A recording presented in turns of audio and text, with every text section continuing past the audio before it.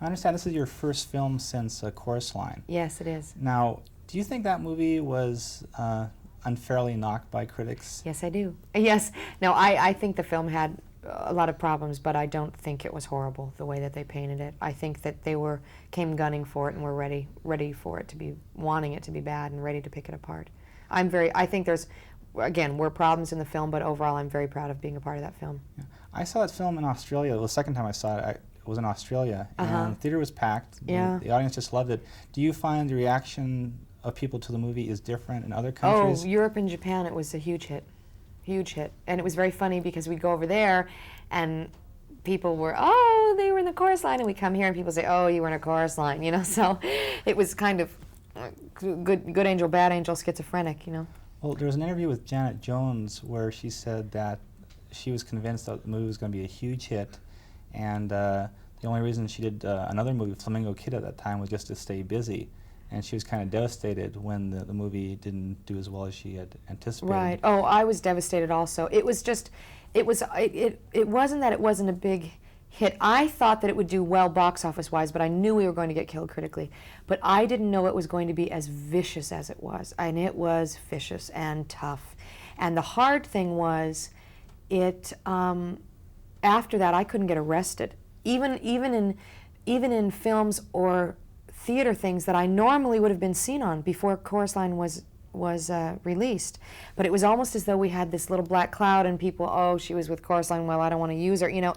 And it was funny because overall I got good reviews, and then most of the cast members got good reviews, even if the film didn't.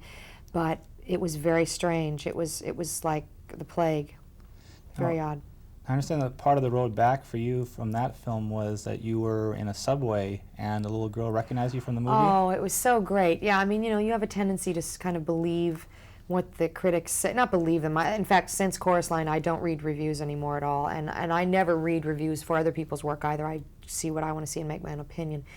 But you know, you kind of get caught up in whether it was a hot box office hit or not. And I was rehearsing something for Radio City that I did, and this little girl in the subway, the Chorus Line film was on HBO, and she said, "You look like the girl in the Chorus Line." And I'd done it, 3 years prior, and I just laughed. I didn't say anything, and I had my hair blonde again, right? And she said, "Oh, when you laugh, you really look like her." And then I whispered, I said, "Well, I was her," and she said, like a typical New York kid, "What song did you sing?" And I said, "Let me dance for you," in her ear. And she said, "You did do it." And then she looked at me and she had big eyes and she had tears in her eyes, and she said, "Do you miss Zach?" And it just broke my heart, and I thought, that's what it's about. It's not about critics, it's not about the box office, it's about the way we touch people. And it was really good for me when she kind of got out of the subway and waved, and she just didn't know the effect that had had on me. So it was really lovely. Well, you went from that film working with a big-name director, Sir Richard Attenborough, yes, to this movie, which also has a big-name director, yes, Blake Edwards. Did you find that intimidating at all? Oh, I've been so lucky, the people I've gotten to work with. I worked with the late Michael Bennett. I worked with the late Bob Fosse.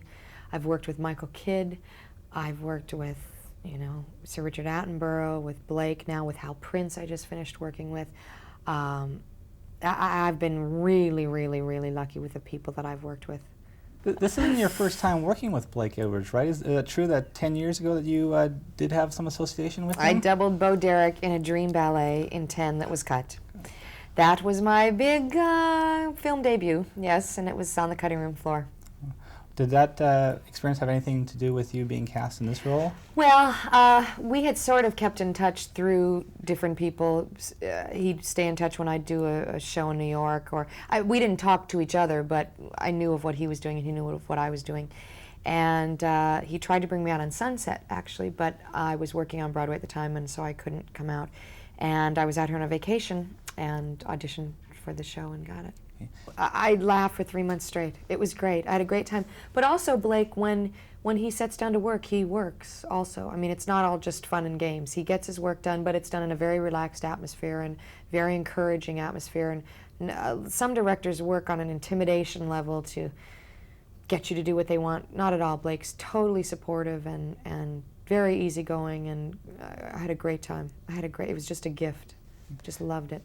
You're probably a lot like me in that you grew up watching Three's Company when it was on TV. Right. How was that experience of working with John Ritter? What did he do to break the ice with you?